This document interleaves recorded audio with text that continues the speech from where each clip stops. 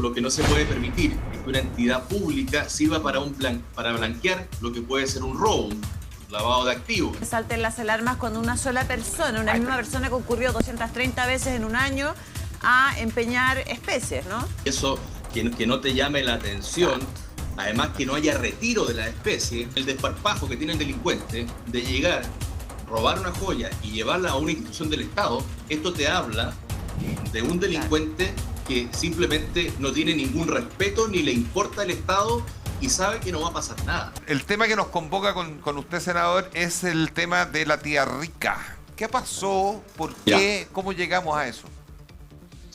Mira, yo creo que uno tenía esperanza con este Ministerio de Seguridad en cuanto a la coordinación de todos los elementos que puedan integrar ciertas materias donde uno pudiese prevenir. Y no ha sido así, no tenemos un sistema integrado, vemos lo que ha pasado una parte por Gendarmería, y también, bueno, lo que me están consultando, lo que hicimos nosotros es presentar un proyecto, dado que se ha visto por parte de lo que el trabajo que hizo Contraloría, de revisar de cerca de más de 1.600 transacciones que se hicieron en una entidad que es pública, por lo cual ya era raro que lleguen estas personas a entregar joyas que pueden proceder de algún robo, personas que tenían antecedentes penales. Por tanto, lo que no se puede permitir es que una entidad pública sirva para blanquear lo que puede ser un robo, un lavado de activos. Entonces, lo que nosotros presentamos es un proyecto para aumentar las exigencias y que se vea, ¿no es cierto?, haya un cruce de información respecto si la persona tiene antecedentes o no, al menos. Hoy día solo es el carnet. La verdad es que yo estaba comentando, senador, que de cuando uno es chiquitito, escucha la frase echa la ley, echa la trampa, y parece que nosotros nos estamos empezando a acostumbrar a vivir más en la trampa que en la ley. Sí, bueno, efectivamente, yo creo que los delincuentes, además te sumaría a echa la ley, echa la trampa, van muchas veces más rápido que el Estado. Y también hoy día los mecanismos de estafa que tenemos a través, por ejemplo, de elementos como el teléfono, del internet, son todas acciones que el legislador en cierta medida está atrasado. Pero ¿sabes lo que pasa, senador? Perdón que lo interrumpa. ¿Me escuchan bien o no? Yo no escucho... ¿Me escucha bien usted a mí o no?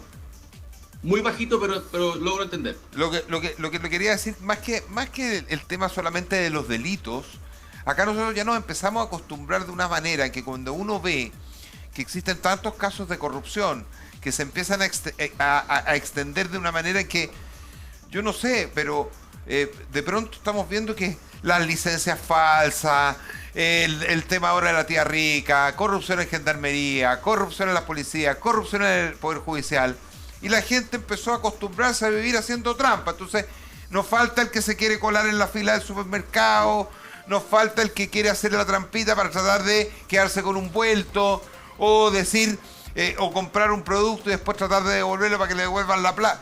O sea, nos empezamos a acostumbrar a vivir de esa manera. Entonces, esto de la tía rica es un detalle más que hace que la gente empiece a normalizar el hecho de vivir haciendo trampa. Sí, bueno, hay mucha gente que puede ser pilla en esto y también hay muchas veces que es muy difícil. Ustedes estaban hablando de los impuestos, del emprendimiento, todo eso. También a veces es muy difícil emprender y la gente a veces tiene que buscar saltarse estas reglas. Puede ser entendible, pero en este caso... Es que nada es entendible. Lo que yo veo es que acá, más que digamos una trampa, es un delito. Y no se puede utilizar un ente del Estado, ¿no es cierto?, para blanquear un delito, como es el caso de la tía rica. Claro, pero es que ¿sabe lo que pasa, senador? Que cuando fallan los controles, el tipo que quiere hacer el delito aprovecha de hacer la trampa, porque en el fondo se aprovecha de un resquicio y encontró que no le revisaban los antecedentes, ¡pum!, vamos todos a trampear. Pero es que bajo esa lógica sería entonces que no tuviéramos ley, no legisláramos absolutamente nada. No, que se cumpla la ley y que los funcionarios hagan la pega nomás, sí, Bárbara. yo quisiera preguntarle al senador Karim, que aprovecho de saludar nuevamente, es ¿qué posibilidades tiene este proyecto de ley de ser viable, de ser realidad y en cuánto tiempo, porque eso también generalmente son muy buenas ideas, con muy buenas intenciones y lamentablemente esto tiene que pasar por una discusión y a veces se entrampa y se quedan ahí descansando durante demasiado tiempo. A ver, yo creo que este proyecto es muy simple, porque incluso lo podría hacer el presidente sin necesidad de este proyecto de ley, ¿no es cierto? Haciendo un instructivo para el mecanismo de quienes recepcionan esta joya o artículos de valor, podrían hacerlo rápidamente. Ya lo hubiese hecho. Quizá la ley entra como a presionar, pero puede ser la vía más lenta. Vía decreto. Ahora lo importante... ¿Sí, Bárbara? Vía decreto, ¿cierto? O sea, vía un instructivo en la propia entidad. Sí. Pero yo lo que creo que hay que hacer es de una vez por todas tener un sistema integrado en todas las materias que tienen que ver con seguridad. Y eso es hoy día un flanco importante que tenemos en el país. Porque lo vimos en un caso extremo la otra vez cuando se escapó el sicario. Cuando se escapó el sicario, ¿no es cierto? No se advirtió por parte ni siquiera del ministerio que se había escapado alguien, se enteraron días después. Y eso es porque no tenemos un sistema donde todas las policías, donde estén todos los entes, ¿no es cierto? te lance la alerta y puedas tú saber y tener toda esa información cruzada. O sea, no es posible que hoy día se recepcione una joya que puede ser robada y te pida solamente el carnet de identidad. O sea, tiene que haber a lo menos una visualización de los antecedentes de quién está recibiendo eso, para que el Estado no se preste para blanquear esto. O sea, si esto pasa de la tía rica, me imagino que pasará en montones de compradores de oro, de joyas. O sea, esto debe estar desplegado por todas partes. O por ejemplo, se requiere fiscalización más integral. Sí, o por ejemplo que llame la atención y que salten las alarmas cuando una sola persona, una misma persona concurrió 230 veces en un año a empeñar especies, ¿no? Correcto, o sea, una persona fue muchas veces, más de 200 veces, y eso que no te llame la atención, además que no haya retiro de la especie, porque lo normal es que tú vas, empeñas, esto nace cuando creo que era el presidente Sanfuentes, que lo hizo porque era muy difícil acceder a la banca, por tanto era un método que la gente pudiese tener su crédito, y después, ¿no es cierto?, le devolvían la especie. Y eso pasa en la mayoría de los casos. Pero si tú tienes una persona que va más de 200 veces y no retira, entonces algo tiene que alertar. Pero tiene que pasar esto en la tía rica para que reaccionemos, y resulta que a propósito del caso Paribet descubrimos la cantidad de joyerías que tratan con artículos robados, la compra del oro, las bandas que traían joyas desde fuera de Chile para venderlas en el mercado negro acá. O sea, ya sabíamos que eso estaba pasando. O sea, de verdad nosotros reaccionamos muy tarde. Yo de verdad siento que... Gustavo. Yo le quería hacer una pregunta a Karim, al senador, en el sentido de, evidentemente aquí de nuevo se vuelve a presentar el mismo problema que ya tuvimos con Diego Pardo. La falta de control por parte de los ministros respecto de aquellos servicios o de aquellos subalternos quienes deberían rendirle cuenta. En este caso particular, ¿cuál es la responsabilidad que tú adviertes en el Ministerio del Trabajo, particularmente en el ministro Giorgio Bocardo, dado que él es el actual ministro del Trabajo, de quien depende la Casa de la Tía Rica? Y si tú no ves ahí un posible caso de notable abandono de deberes. Sí, ya entiendo para dónde vas, pero mira, yo creo que acá efectivamente ni lo advirtieron. O sea, y yo te soy sincero, tampoco yo, o sea, entiendo lo que dice Mauricio, que esto está pasando, pero claro, jamás me imaginé que una entidad pública no existiese ningún control. Entonces, yo creo que sí hay una responsabilidad del ministro de no tener, yo diría que, porque tampoco era su obligación, por tanto, no puede avanzar hacia un notable abandono de deberes, porque no está eso hoy día consignado que tuviese que tener otro procedimiento. O sea, si hubiese un procedimiento diferente que te indique que tú tienes que pedir tales requisitos, hubiese sido, claro, pues yo te diría, hay una responsabilidad. Yo creo que en lo que hay acá es simplemente alguien que no se dio cuenta de haber advertido esto y haberlo cambiado con anticipación. Pero Por tú tanto, dices- yo creo que me hizo el trabajo como de seguridad. Pero es la misma explicación, perdona Mauricio, solo con esta, pero es la misma explicación de Diego Pardou.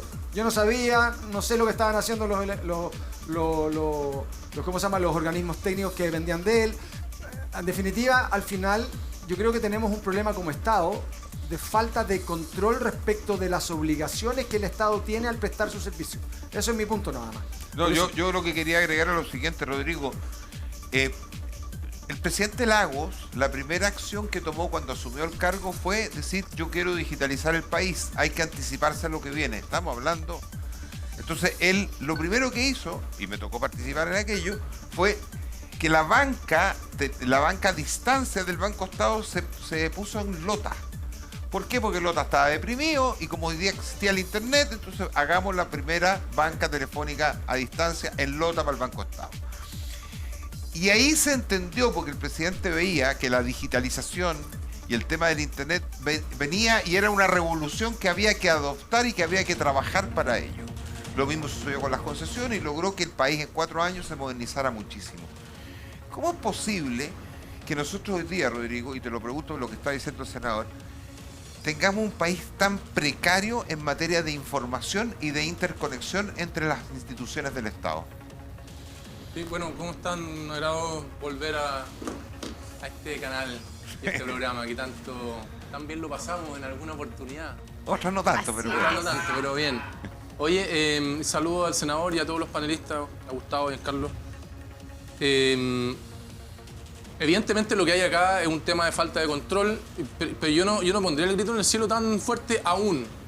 La pregunta evidente es, en los manuales de prevención de delitos y en los protocolos internos de la tía Rica, ¿estaba como elemento incidente o como requisito para ejecutar los intercambios de bienes por dinero la identificación de la persona asociada a su hoja de vida? Primera pregunta. Segunda pregunta. ¿Había un límite máximo de operaciones que establecer por persona en un rango de tiempo determinado? Tercera pregunta, la legitimidad de los bienes que tú vas a entregar. Estaba o está en los protocolos internos de que uno deba llegar con la factura o la boleta, porque, por ejemplo, yo tengo, mi hija, que tiene 13 años, hoy día tiene joyas de su abuela, de mi madre. El día de mañana mi hija pasa por algún problema económico y lleva esas 3 anillos, 4 anillos, no tiene la factura. No tiene la factura. Nadie tiene la y factura. nadie tiene la factura. Pero con una declaración jurada, tenés que llegar a una declaración Pero jurada, algo. te van a llenar de algo que declaraciones tenga un juradas. registro. A lo que voy, Mauro, querido, es que la pregunta determinante es, en los protocolos internos y en los manuales, ¿estaban esas conductas? Estoy de acuerdo contigo. Porque si lo estaban, aquí no está hablando no deberes, acusaciones constitucionales y todo eso.